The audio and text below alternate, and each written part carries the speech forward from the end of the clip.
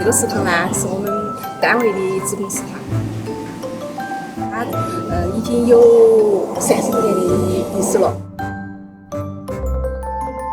以前它是叫四川省甲子厂，然后后面就更名了四川省康复辅助中心，然后它还有一个名字就是四川省民政康复医院。也是一直过来过后，就听我们那边的老职工跟我们说嘛，这边食堂非常好吃。然后包括我们这附近的很多那些，就说那些小吃货啊，在网上搜索到些都晓得我们甲子厂常到点到去吃嘎。然后我比较喜欢吃他们这里一个啥子啊，就是3娘的凉拌白肉、凉拌菜，它是它的拿手菜。它的那个味道呢，比较麻辣嘛。属于是正宗的川菜味道。我们那个厨师呢，他是叫三哥，他老板娘呢就叫三嫂。所以说呢，我们甲子厂的内部职工呢，员工呢就是说的是三嫂大酒店。我们是03年在那儿来的。我们来了过后呢，当时是职工比较多打饭的，他们那些业务员啊，等于就经常带一些客户啦，还有这儿的家属区的那些朋友3是也爱在那儿吃。吃了过后反应效果都比较好，觉得等于是这是地道的成都味儿，晓得不？小时候的记忆。还有这儿音乐学院啊，跟那个艺术学校，那些学生些基本上是在这儿读书就吃起，到后来耍朋友，现在娃娃都读小学了，10多年基本上都是长期都在那儿吃。我们老张来炒菜的，我这个角色就多了，基本上我属于打杂的，啥子都要做。他买的这些调料跟买的这些菜些，所有都是他全部自己买了过后，然后车给他送过来的。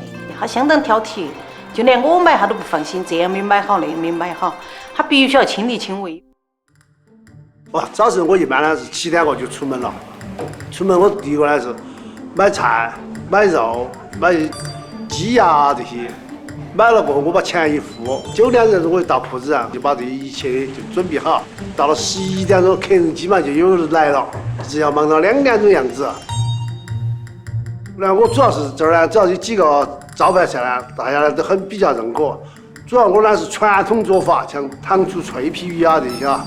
鱼呢，我这儿食材是很新鲜的，都是鲜鱼，下了单过后呢，我才炫杀、炫炸，然后再勾汁子。我是用传统的糖跟醋，不像现在用番茄酱来制作的。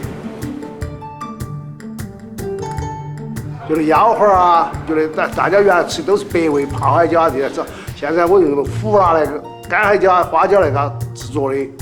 腰花呢，我主要是涮得比较干净，先要码味、料酒、胡椒面、盐，再裹芡粉，然后再下锅这些炒作，所以就比那个一般买出来吃不上烧味，这个主要是这一点儿。涮油排骨呢，当时呢，我主要是看了后头他们那个呢，通过广东那边传过来的鸡丝粉啊，这些蒜啊，这合后头一起码味，后头来制作的，炸好后后头甜椒、青椒合着炒的。还有花椒鳝的，花椒鳝呢，我主要体现过它的麻味，不像原来红烧的都是辣。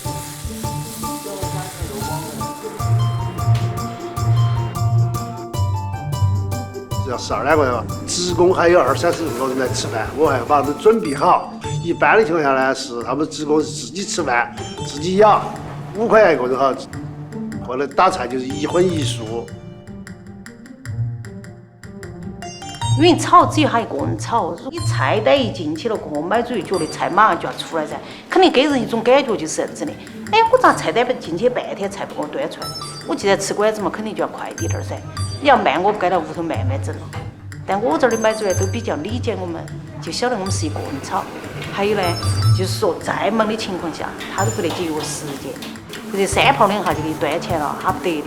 晓得不？他做这个得是相当得是尽职。所以现在看他们久呢，也是这个原因。说句老实话，这个东西你做的再好，你年龄在那儿管都在。我说的做餐饮主要是太辛苦了。这个食堂一办起过后呢，等于周围啊这些，不管是邻居啊，或者是三朋四友的他们的亲戚朋友来啊，都愿意带到这儿来。一个是很随便，另外一个就觉得等于是小时候的记忆。他久了没来，他就想来，晓得嘛？就有一种那种感觉。对，像我们平常啊，中午这些都是打午餐。